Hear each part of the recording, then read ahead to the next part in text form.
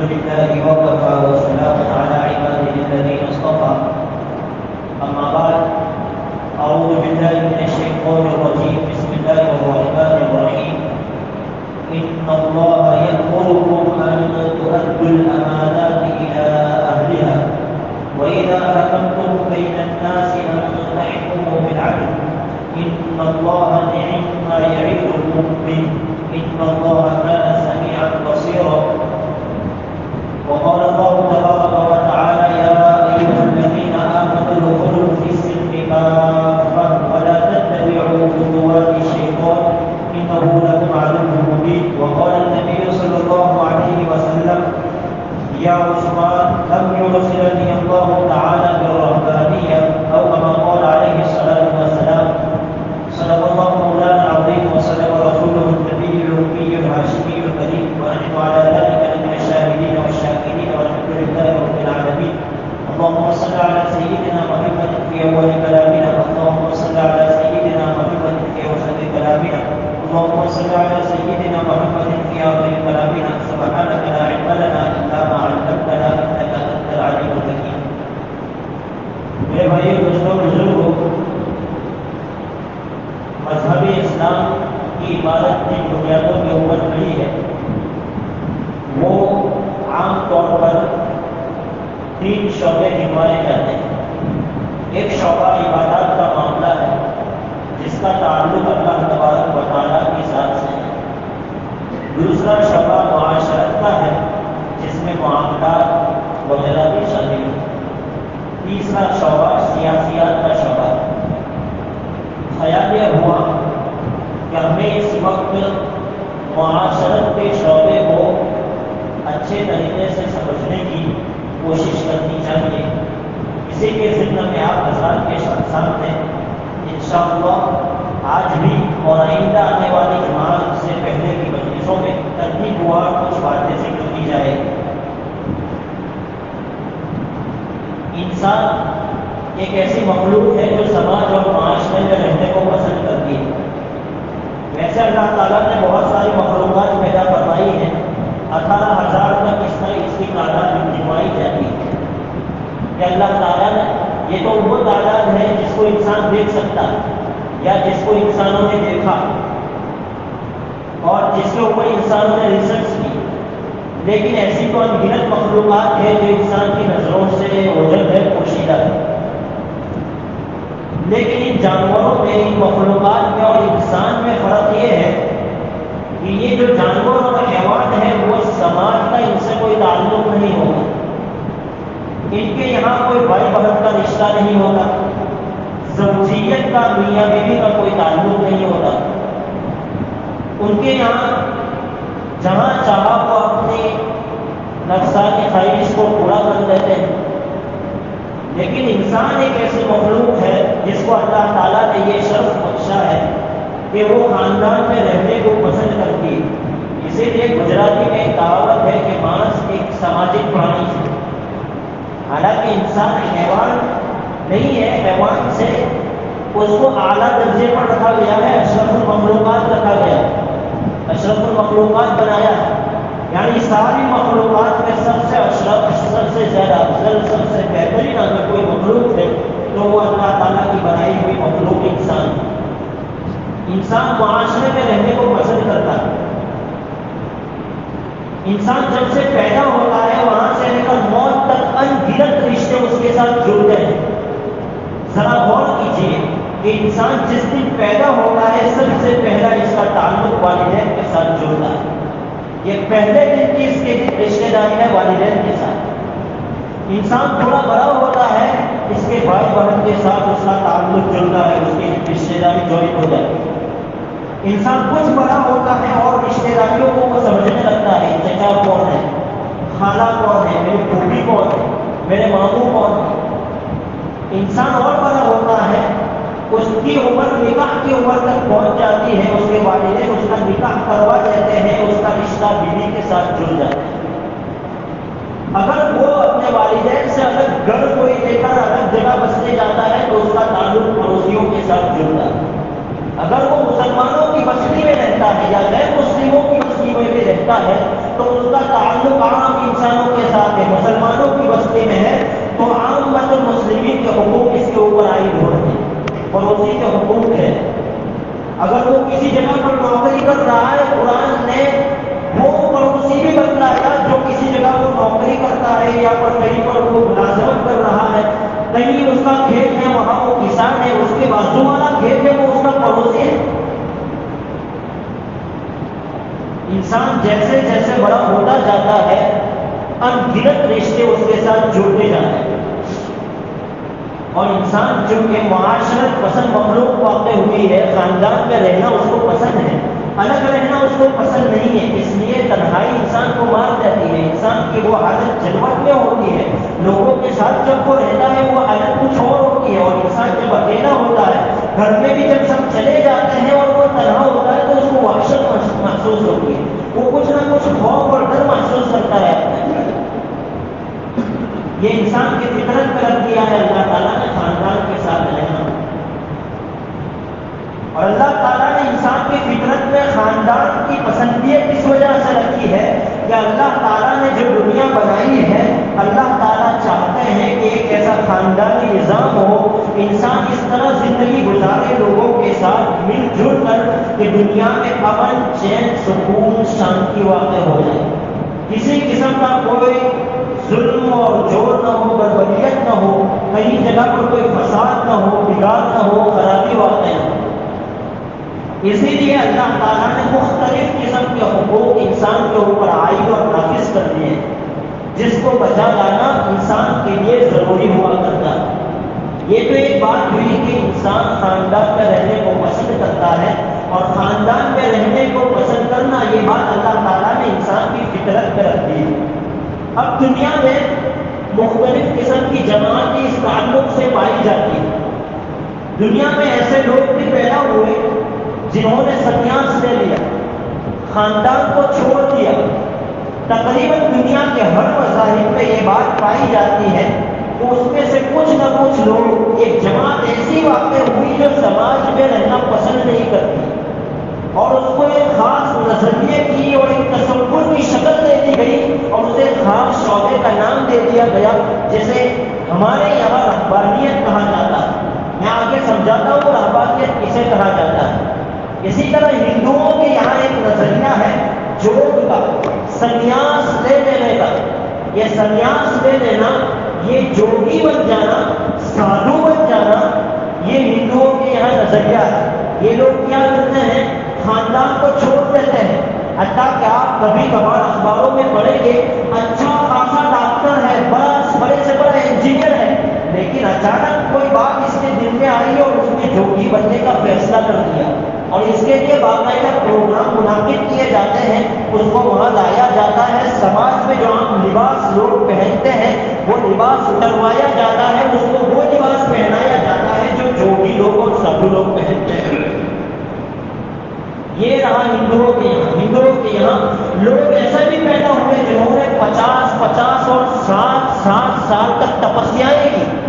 آج بھی اگر آپ گنگا جمنا کے کنارے پر سیر و تفریح کے لیے نکلیں تو کئی سادھو ایسے نکلیں گے اس ٹھنڈی کے موسم میں، حتیٰ کہ آپ اندازہ لگائیے ہندوستان میں سب سے زیادہ ٹھنڈی یوپی میں پڑتی ہے، وہاں کی ٹھنڈی کے موسم میں، جنوری اور فروری کے موسم میں، جبکہ سردی کا ٹیمپریچر بہت زیادہ ہوا کرتا ہے، ایسے موسم میں بھی وہ لوگ ننگے ہوں گے، ندی میں، دریا میں اپنی ایک ٹانگ اٹھا کر ایک پاؤں کے اوپر ایک ہاتھ کو کھڑا کر کے کھڑے ہوئے ہوں گے، اور اگر ان سے پوچھا جائے گا یا آس پاس والوں کو پوچھا جائے گا یہ شخص کتنے ٹائم سے اس طرح کھڑا ہے، تو وہ کہیں گے کہ یہ تپسیا کر رہا ہے، کوئی 7 سال سے اس طرح کھڑا ہے، کوئی 2 سال سے اس طرح کھڑا ہے۔ اس نے سماج کو چھوڑ دیا ہے، دنیا کو چھوڑ دیا ہے، اس نے اپنی نفسانی خواہش کو اور اپنی مباشرت کا جو جذبہ ہے اللہ تعالیٰ نے انسان کے اندر رکھا ہے اس کو مار دیا ہے۔ حتیٰ کہ ہندوؤں میں بعض ایسے لوگ بھی پیدا ہوئے جنہوں نے اپنے پرائیویٹ عضو کو بھی کاٹ دیا اور خصی بن گئے، جیسے کہ بکرے کو خصی کر دیا جائے۔ اسلام میں یہ چیز حرام ہے۔ تو یہ ہے ہندوؤں کے یہاں جوگ اور تپسیا کا تصور، اسلام کے یہاں یہ چیز نہیں۔ عیسائیوں کے یہاں بھی یہ چیز کبھی ہوا کرتی تھی۔ حضرت عیسیٰ علیہ السلام کے زمانے میں کچھ لوگ ایسے پیدا ہو گئے تھے جنہوں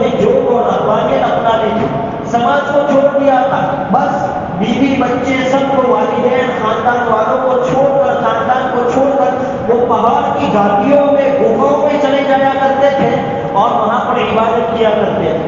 اور قرآن نے اس کی مذمت فرمائی ہے، قرآن مجید میں موجود ہے. تقریباً ہر مذہب میں اس قسم کے لوگ موجود ہوا کرتے ہیں جو خلاف فطرت، یعنی انسان کے ایک جو ساخت اللہ تعالیٰ نے بنائی ہے اس کے خلاف ان کا مزاج واقع ہوا ہے، اور اس کو ایک باقاعدہ دھرم کی شکل دے دی گئی، ایک نظریہ اور تصور کی شکل دے دی گئی. یہ جو جوگ کا تصور ہے، سادھو بن جانے کا تصور ہے، مسلمانوں کے یہاں اس کو ربانیت کہا جاتا ہے. نبی اکرم صلی اللہ علیہ وسلم کی مختلف احادیث کے ضمن میں نبی اکرم صلی اللہ علیہ وسلم نے ارشاد فرمائی ہے کہ جس کا خلاصہ یہ ہوگا ہے کہ ربانیت اسلام میں حرام ہے. آگے انشاءاللہ اس قسم کی احادیث آپ حضرات کے سامنے پیش کی جائے. یعنی اسلام یہ چاہتا ہے، اللہ تعالیٰ یہ چاہتے ہیں کہ انسان سماج کو نہ چھوڑے، دنیا کو ہرگز ترک نہ کرے. انسان کو دنیا میں رہنا ہے، والدین کے ساتھ رہنا ہے، بیوی کے ساتھ رہنا ہے، اولاد کے ساتھ رہنا ہے، خالہ ہے، ماموں ہے، پھوپھی ہے، ان سب کے ساتھ رہنا ہے، لیکن امن چین سکون اور شانتی کے ساتھ رہنا ہے. اور یہ امن چین سکون اور شانتی کب آئے گی؟ جبکہ وہ احکام، وہ حقوق جو اللہ تعالیٰ نے ان سب کے تعلق سے انسان کے ذمے واقع کیے ہیں، اس کو فالو کیا جائے گا، اس کو اپنایا جائے گا. اسلام یہ چاہتا ہے. اسی لیے نبی اکرم صلی اللہ علیہ وسلم کا زمانہ ہے، چونکہ نبی کا دور تھا اور نیکی کی طرف رغبت زیادہ دلائی جاتی تھی لوگوں کو، تو کچھ لوگ ان کے دلوں میں ایسا جذبہ نیکی کا واقع ہو گیا، ان کے دلوں میں یہ آ گیا کہ یہ دنیا کیا چیز ہے، یہ تو فنا ہونے والی چیز ہے، آگے جنت ہے، جہنم ہے، دنیا کو چھوڑ دینا چاہیے. یعنی کہ ہمیں بھی جوگی اور سادھو بن جانا چاہیے، رہبانیت اختیار کر لینی چاہیے. اس قسم کے جذبات کچھ صحابہ کے دل میں آئے تھے، جس کی سختی سے نبی اکرم صلی اللہ علیہ وسلم نے مذمت فرمائی.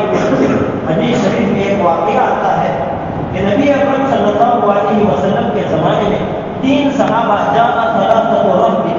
حدیث شریف کے الفاظ ہیں، بخاری شریف کی حدیث ہے.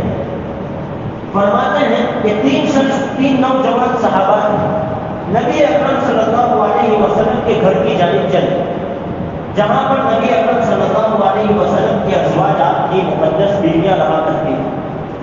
یہ وہ وقت تھا جب کہ نبی اکرم صلی اللہ علیہ وسلم گھر کے اوپر موجود نہیں تھے. اور ان 3 صحابیوں کا نام، ان کی تشریح اور اس کی گائیڈنگ کرتے ہوئے بعض علماء نے لکھا ہے کہ نمبر 1 حضرت علی رضی اللہ تعالیٰ عنہ، نمبر 2 حضرت عبداللہ ابن عمرو ابن العاص رضی اللہ تعالیٰ عنہ، نمبر 3 حضرت عثمان ابن مظعون رضی اللہ تعالیٰ عنہ. یہ 3 صحابہ تھے، نوجوان تھے.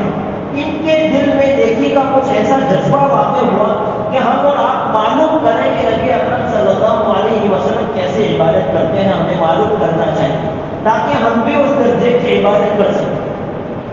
یہ تینوں چلے ازواج مطہرات کے گھر کی جانب. وہاں پر پہنچے تو معلوم ہوا کہ نبی اکرم صلی اللہ علیہ وسلم موجود نہیں. پردے میں رہتے ہوئے ازواج مطہرات سے سوال کیا ان تینوں نے کہ ہم اس غرض سے آپ کے پاس آئے ہیں کہ ہم معلوم کریں کہ نبی اکرم صلی اللہ علیہ وسلم کی عبادت کا معمول کیا. تو ازواج مطہرات نے وہاں پر جو حضور صلی اللہ علیہ وسلم کی ازواج تھی، انہوں نے فرمایا کہ نبی اکرم صلی اللہ علیہ وسلم رات کا ایک حصہ سوتے بھی ہیں اور ایک حصہ جاگتے بھی ہیں، اور رات کے ایک حصے میں ہماری جو حاجت ہوتی ہے وہ بھی پوری کرتے ہیں. نبی اکرم صلی اللہ علیہ وسلم کبھی روزہ رکھتے بھی ہیں اور کبھی ناغا بھی کرتے ہیں، یعنی کبھی روزہ نہیں بھی رکھتے. ان تینوں صحابہ نے جب یہ جواب پایا تو انہوں نے کچھ کم محسوس کیا، اور انہوں نے یہ محسوس کیا کہ نبی اکرم صلی اللہ علیہ وسلم جو کہ امام الانبیاء ہے، اللہ تعالیٰ نے آپ کے سب گناہوں کو معاف کر دیا ہے، اس وجہ سے آپ روزہ نہیں رکھتے، اور آپ رات کے ایک حصے میں عبادت کرتے ہیں، ایک حصے میں جاگتے ہیں، بیویوں کی خواہش اور حاجت بھی پوری کرتے ہیں. انہوں نے اس کو کب محسوس کیا اور یہ سوچا کہ وہ تو امام الانبیاء ہے، آپ کے گناہ بخشائے ہیں، ہم تو گنہگار ٹھہرے، ہم تو نبی نہیں ہیں، ہمیں اس سے زیادہ عبادت کرنی چاہیے. تو ان تینوں نے مل کر وہیں پر فیصلہ کر لیا. ایک نے کہا کہ میں روزانہ روزے رکھوں گا, کسی دن ناغہ نہیں کروں گا. ایک نے اس میں سے کہا کہ میں روزانہ پورے دن نمازی پڑھتا, پوری رات نمازی پڑھتا رہوں گا, رات کا پورا حصہ میں عبادت میں گزاروں گا, بیوی کے قریب, خاندان والوں کے قریب نہیں جاؤں گا. یہ انہوں نے عزم کیا. اور ایک نے یہ فیصلہ کر لیا کہ میں کبھی نکاح نہیں کروں گا, پوری زندگی کے لیے نکاح رہوں گا اور ایسے ہی زندگی گزار دوں گا, پوری زندگی دن میں روزہ رکھوں گا اور رات میں عبادت کرتا رہوں گا, یعنی کہ میں کبھی نکاح نہیں کروں گا. ان تینوں نے یہ فیصلہ کر لیا. نبی اکرم ان تینوں کے چلے جانے کے بعد نبی اکرم صلی اللہ علیہ وسلم اپنے گھر پر تشریف لائے. حضرات ازواج مطہرات رضی اللہ عنہن اجمعین نے نبی اکرم صلی اللہ علیہ وسلم کو یہ ماجرا سنایا کہ 3 صحابہ نوجوان یہاں پر تشریف لائے تھے اور اس طرح کی باتیں انہوں نے کی ہے. آپ کی عبادات کے متعلق سوال کیا تھا اور تینوں اس قسم کے عزائم لے کر یہاں سے واپس لوٹے ہیں. نبی اکرم صلی اللہ علیہ وسلم ان تینوں کے پاس گئے اور نبی اکرم صلی اللہ علیہ وسلم نے پوچھا کہ میں نے جو بات آپ کے بارے میں سنی ہے کہ تم تینوں نے یہ فیصلہ کیا ہے, ایک یہ کہتا ہے کہ میں پوری رات عبادت کروں گا, ایک یہ کہتا ہے کہ میں فرصت دن روزہ رکھوں گا, کسی دن ناغہ نہیں کروں گا, ایک یہ کہتا ہے کہ میں نکاح ہی نہیں کروں گا, کیا یہ بات صحیح ہے؟ حضرات صحابہ, وہ جو تینوں نوجوان صحابہ تھے, انہوں نے کہا کہ جی ہاں نبی اکرم صلی اللہ علیہ وسلم, ہم نے یہ فیصلہ کر لیا ہے کہ ہم اسی طرح جو ہم نے وعدے اور عزائم کیے ہیں اس کے اوپر کاربند رہیں گے, قائم رہیں گے, ہم اسی طرح کریں گے. نبی اکرم صلی اللہ علیہ وسلم نے ارشاد فرمایا, اللہ کے بندو, میں تم میں سے سب سے زیادہ اللہ سے ڈرنے والا ہوں, میں تم میں سے سب سے زیادہ اللہ سے ڈرنے والا ہوں. تم مجھے دیکھو, میں رات کا ایک حصہ عبادت بھی کرتا ہوں, ایک حصہ سوتا بھی ہوں, بیویوں کے حقوق بھی ادا کرتا ہوں, دن میں کبھی روزہ رکھتا ہوں, کبھی روزہ نہیں بھی رکھتا ہوں, ناغہ کرتا ہوں, حالانکہ میں تم میں سب سے زیادہ اللہ سے ڈرنے والا ہوں. اور پھر اس حدیث, یہ جو نکاح کے موقع کے اوپر ایک عام جو مشہور حدیث ہے اس کا ٹکڑا پڑھا جاتا ہے, فمن رغب عن سنتی فلیس منی, نکاح کے خطبے کے موقع کے اوپر پڑھا جاتا ہے. نبی اکرم صلی اللہ علیہ وسلم نے اس قصے کے آخر میں ارشاد فرمایا تھا, یہ میری سنت ہے کہ ایک رات کا ایک حصہ سوتا ہوں, ایک حصہ جاگتا ہوں, بیویوں کے حقوق ادا کرتا ہوں, میں دن میں کبھی روزہ رکھتا بھی ہوں, کبھی نہیں بھی رکھتا ہوں, تو یہ میری سنت ہے. فمن رغب عن سنتی, جو میری سنت سے خلاف کام کرے گا, فلیس منی, وہ میرے طریقے کے اوپر نہیں ہے. نبی اکرم صلی اللہ علیہ وسلم نے ان تینوں صحابہ کو منع کر دیا کہ آپ کو اس طرح نہیں کرنا ہے, آپ کو نکاح بھی کرنا ہے, آپ کو عبادت بھی کرنی ہے, رات کا ایک حصہ آپ کو بیوی کے حقوق بھی ادا کرنے ہیں, اور رات کا ایک حصہ عبادت میں اللہ کے سامنے کھڑے بھی ہونا ہے. یہ ایک حدیث ہے جس میں رہبانیت کی نفی ہوتی ہے, جوگ اور سنیاس لینے کی نفی ہوتی ہے, یعنی کہ انسان کو خاندان میں رہنا بھی ہے, سب کے حقوق بھی ادا کرتے ہیں اور اللہ تعالیٰ کے حقوق بھی ادا کرتے ہیں. اسی قسم کی ایک اور حدیث حضرت ابو سعید خدری رضی اللہ تعالیٰ عنہ نے ارشاد فرمایا, بخاری شریف کی حدیث ہے, ایک مرتبہ ہم نبی اکرم صلی اللہ علیہ وسلم کی بارگاہ میں بیٹھے ہوئے تھے, ایک عورت اچانک آئی اور نبی اکرم صلی اللہ علیہ وسلم سے کہنے لگی کہ میں روزہ رکھتی ہوں, نفل روزہ رکھتی ہوں, میرا شوہر تروا دیتا ہے, مجھے روزہ رکھنے نہیں دیتا, میرا روزہ بیچ میں سے تروا دیتا ہے. نبی اکرم صلی اللہ علیہ وسلم نے اس صحابی کو بلایا اور کہا کہ آپ ایسا کرتے ہو, آپ کی بیوی روزہ رکھتی ہے اور ان کا روزہ تروا دیتے ہو, نفل روزہ رکھتی ہے. تو اس صحابی نے کہا کہ جی ہاں, میں ایسا ہی کرتا ہوں. حضور صلی اللہ علیہ وسلم نے پوچھا کہ ایسا کیوں کرتے ہو؟ تو اس صحابی نے کہا کہ اللہ کے رسول صلی اللہ علیہ وسلم کی عجیب اللہ کی بندی ہے, روزہ رکھنا شروع کرتی ہے, روزانہ روزے رکھتے ہی چلی جاتی ہے نفل. اسی حدیث پاک میں نبی اکرم صلی اللہ علیہ وسلم نے ارشاد فرمایا, آخر میں بیویوں کو اور عورتوں کو یہ حکم فرمایا کہ تمہارے لیے شوہر کی اجازت کے بغیر نفل روزہ رکھنا جائز نہیں ہے. یہ مسئلہ بھی ہے کہ بیوی اگر نفل روزہ رکھنا چاہے, جب تک شوہر اس کو اجازت نہ دے اس وقت تک وہ نفل روزہ نہیں رکھ سکتا. فرض روزے ہیں, رمضان کے روزے ہیں, قضا روزے ہیں اور بات. کیونکہ اگر بیوی نے روزہ رکھا اور بیچ میں کبھی شہوت نے ابھار مار اور انسان یہ چاہتا ہے کہ میں اپنی خواہش پوری کروں اور وہ روزے کی حالت میں ہونے کی وجہ سے یہ خواہش کو پورا نہیں کر سکتا, ہو سکتا ہے کہ اس حالت میں کہیں اور جگہ پر انسان چلا جائے اور اپنا منہ کالا کر لے, نبی اکرم صلی اللہ علیہ وسلم نے اس وجہ سے بیویوں کو کہا کہ نفل روزے اپنے شوہر کی اجازت کے بغیر رکھنا درست نہیں ہے۔ یہاں پر معلوم ہوا کہ بیویوں کو بھی چاہیے کہ عورت کے شوہر کے حقوق کو ادا کرنے کی وہ پابند رہے اور اس کا اس کا استحضار ان کے دل و دماغ میں۔ یہ ایک اور حدیث ہے حضرت عبداللہ ابن عمرو بن العاص رضی اللہ تعالیٰ، وہ خود ارشاد فرماتے ہیں کہ میرے والد نے میری ایک عورت سے نکاح کروایا جو کہ شریف النسب عورت تھی اور اچھی خاصی عورت تھی، عبادت گزار تھی، نیک عورت تھی، اس کے ساتھ میرا نکاح کروایا۔ وہ خود فرماتے ہیں کہ میرے والد یعنی عمرو بن العاص رضی اللہ تعالیٰ عنہ کبھی کبھی میرے گھر آ جاتے تھے اور میری بیوی سے، میری زوجہ سے کبھی میرے بارے میں دریافت کرتے تھے کہ عبداللہ کیسا لگتا ہے، یعنی میرا بیٹا کیسا ہے، اس کے بارے میں آپ کی کیا رائے ہے۔ معلوم ہوا کبھی اس بزرگ کو بھی اپنی بہو سے پردے کا لحاظ کرتے ہوئے اپنے بیٹے کی خبر یہ کرنی چاہیے کہ وہ کس راستے کے اوپر چل رہا ہے، ہمارے حقوق ادا کر رہا ہے یا نہیں۔ تو اس بیوی نے جواب دیا کہ ویسے تو عبداللہ بہت اچھے آدمی ہے، لیکن پورا دن روزہ رکھتے ہیں اور پوری رات نماز پڑھتے ہیں، اور جب سے میری شادی ہوئی ہے، نکاح ہوا ہے، میرے بستر کے قریب بھی نہیں گیا ہے۔ پتہ چلا وہ عورت، وہ زوجہ، وہ بیوی یہ کہنا چاہتی تھی کہ وہ میرا حق ادا نہیں کر رہے ہیں، جو میرا حق مباشرت ہے، جو جماع کا حق ہے وہ ادا نہیں کر رہے ہیں۔ وہ اللہ کے حق کو تو برابر ادا کر رہے ہیں، نماز پڑھ رہے ہیں، روزے رکھ رہے ہیں، لیکن میرے بستر کے قریب نہیں آ رہے۔ تو جو والد تھے حضرت عمرو بن العاص رضی اللہ تعالیٰ عنہ نے اپنے بیٹے کو بلایا، عبداللہ کو کہا کہ عبداللہ آپ ایسا کرتے ہو، ڈانٹا، خوب ڈانٹا۔ حضرت عبداللہ خود کہتے ہیں کہ مجھے والد نے مجھے ڈانٹا، کہ آپ ایسا کیوں کرتے ہو، عبادت کرتے رہتے ہو، بیوی کے پاس بستر کے اوپر جاتے نہیں ہو۔ کہا کہ اس کے بعد بھی میں سدھرا نہیں، میری حالت بنی رہی، میں اسی طرح روزے رکھتا رہا، عبادت کرتا رہا، بیوی کے پاس بستر پر نہیں جاتا۔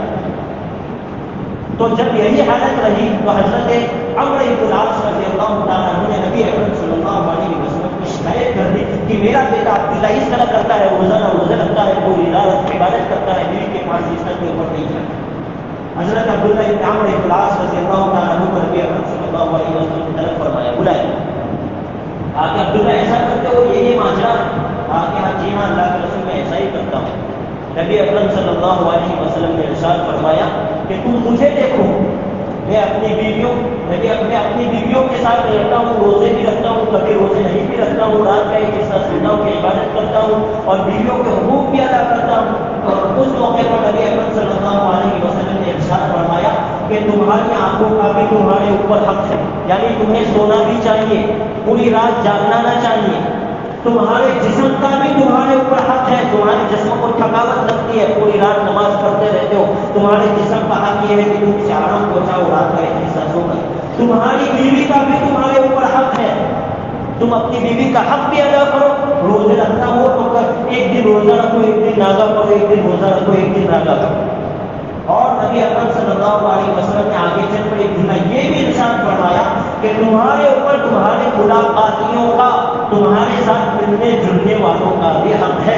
اگر آدمی ہر وقت عبادت میں لگا رہے گا، روزے میں لگا رہے گا، تو وہ اپنے ملاقاتیوں کے ساتھ، اپنے رشتے داروں کے ساتھ حسن سلوک نہیں کر سکے گا، ان کے ساتھ جو زیارت اور ان کے ساتھ حسن سلوک کے جو حقوق ہیں وہ ادا نہیں کر سکے گا۔ تو یہ وہ احادیث ہے جس میں اسلام نے ہم کو یہ سکھایا ہے کہ اس بندہ جو ہے اللہ کے حق کو بھی خوب ادا کرے، یعنی نمازیں وغیرہ جو اس کے اوپر حقوق اللہ کے تعلق سے، حقوق کی دو قسم ہے، ایک قسم ہے حقوق اللہ یعنی اللہ تعالیٰ کے حقوق، ایک قسم ہے حقوق العباد یعنی بندوں کے حقوق۔ میں نے جو اس وقت خطبہ مسنونہ میں آیت کریمہ تلاوت کی تھی، ان اللہ یأمرکم ان تؤدوا الامانات الی اہلھا، کہ بے شک اللہ تعالیٰ تم کو یہ حکم دیتے ہیں کہ تم امانتوں کو ان کے اہل تک پہنچاؤ۔ مفسرین اس آیت کے ذکر میں تفسیر کرتے ہوئے یہ لکھتے ہیں کہ یہ جو امانتیں ہیں یہ حقوق اللہ بھی ہے اور حقوق العباد بھی ہے، یعنی یہ امانت کے طور پر اللہ تعالیٰ نے تمہارے ذمہ ڈالی ہے، تم ان امانتوں کو پہنچاؤ، یعنی ہر ایک کا حق اس کو برابر ادا کرو۔ یعنی نماز تمہارے ذمہ فرض ہے تو اس وقت نماز بھی پڑھنا ہے، رات کا موقع ہے، بیوی کی خواہش ہے، تمہاری بھی خواہش ہے، اللہ تعالیٰ نے انسان کی فطرت میں رکھا ہے اس چیز کو، تمہیں اس کو بھی ادا کرنا ہے۔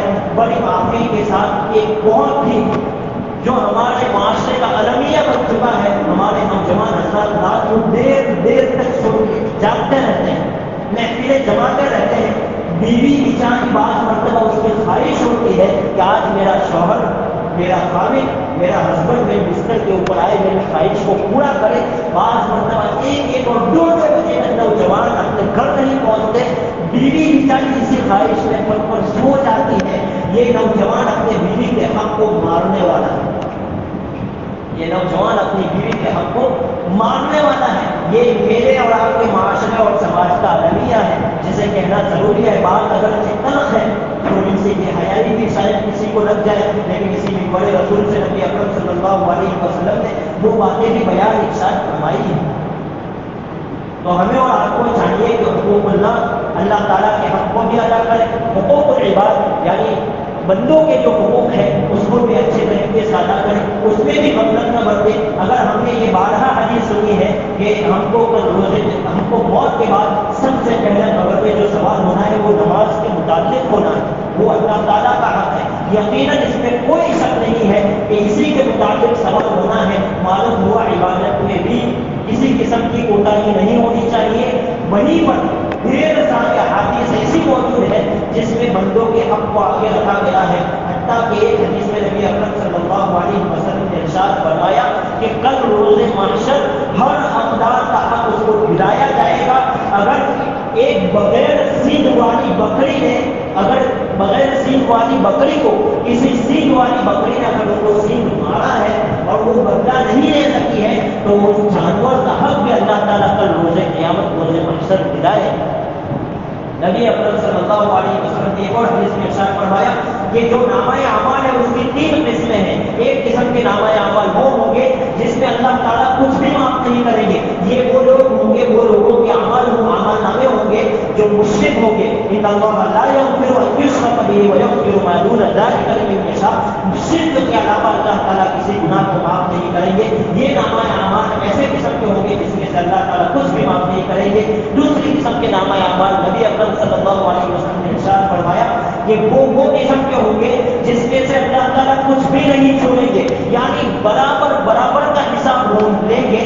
یہ ان لوگوں کا نامہ اعمال ہوگا جنہوں نے کسی کا حق دنیا میں دبایا تھا، ان کے حقوق ادا نہیں کیے تھے. جب تک کہ وہ حقدار معاف نہیں کرے گا اللہ تعالیٰ اس کو معاف نہیں کریں گے اپنی طرف سے. تیسری قسم کے نامہ اعمال وہ ہوں گے جس میں اللہ تعالیٰ اپنی مشیت سے جس طرح چاہیں گے لوگوں کو معاف کر دیں گے. یہ ان قسم کے نامہ اعمال ہوں گے جس کا تعلق اللہ اور بندوں کے درمیان ہوگا. کبھی کسی سے نماز چھوٹ گئی، روزے چھوٹ گئے، فرائض اور حقوق اللہ چھوٹ گئے ہیں، اگر اللہ تعالیٰ چاہیں گے اس دن اپنے فضل سے اس کو معاف کرنا چاہیں گے، اس کی کسی نیکی سے خوش ہو کر، یا پھر ایسا ہی اللہ تعالیٰ اپنا فضل اس کے اوپر کرتے ہوئے اس کو معاف کرنا چاہیں گے تو بھی اللہ تعالیٰ اس کو معاف کر دیں گے. دوسری قسم کے نامہ اعمال اس میں آ گئے کہ جس میں حقوق العباد طلب ہوئے ہوں گے، حق دوسروں کا مارا ہوگا، کسی کو گالی دی ہوگی، کسی کی آبرو ریزی کی ہوگی، کسی کی زمین پچا ماری ہوگی، اور اس قسم کے دوسرے حقوق ہیں رشتے داروں کے حقوق، والدین کے حقوق ادا نہیں کیے ہوں گے. جب تک اللہ تعالیٰ وہاں قیامت کے دن ان کے حقوق نہیں دلوا دیں گے یا وہ لوگ معاف نہیں کریں گے اللہ تعالیٰ اس بندے کو معاف نہیں کریں گے. یہ وہ احادیث ہیں جن میں بتایا گیا کہ انسان کو نماز، روزے، حج، سارے یہ جو حقوق اللہ ہے اس کو بھی اچھے طریقے سے ادا کرنے ہیں. اور حقوق العباد ہے یعنی جو بندوں کے تعلق سے حقوق ہے جو بھی حقیقت میں حقوق اللہ ہی ہے کہ اللہ تعالیٰ نے ہی یہ سارے حقوق ہمارے ذمہ ڈالے ہیں اور اس کے جواب میں ہمیں اللہ تعالیٰ کے سامنے ہی ہونا ہے. اللہ تعالیٰ ہی اس کا بھی حساب لینے والے ہیں، اس کو بھی اچھے طریقے سے ادا کرنا ہے. انشاءاللہ آئندہ اس تعلق سے جو حقوق العباد اور معاشرت اور معاملات کا شعبہ ہے اس تعلق سے جمعہ کی باریوں میں آپ حضرات کے سامنے بات پیش کی جائے گی ترتیب وار کہ والدین نے اولاد کے اوپر حقوق کیا ہے، حقوق اور اولاد کے والدین کے اوپر حقوق کیا ہے، زوجین میں میاں بیوی کے آپس میں ایک دوسرے کے کیا حقوق ہے، اور رشتے دار ہیں بھائی بہنوں کے آپس میں کیا حقوق ہے، پڑوسیوں کے، عامت المسلمین محلے میں رہنے والے، بستی میں مسلمان رہنے والے، غیر مسلم رہنے والے ہیں،